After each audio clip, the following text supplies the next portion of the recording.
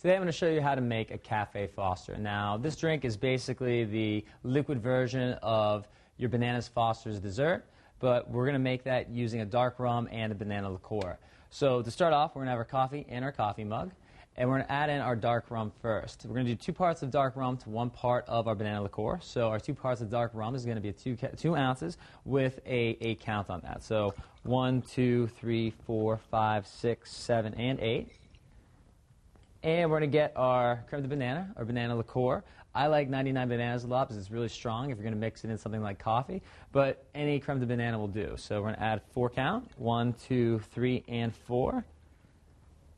After which, as with any other coffee drink, you want to top that off with some whipped cream. And always never forget the maraschino cherry. To all you bartenders and barflies out there, whether you're recommending something new or belling up to the bar for one yourself, make it a Banana Foster Cafe.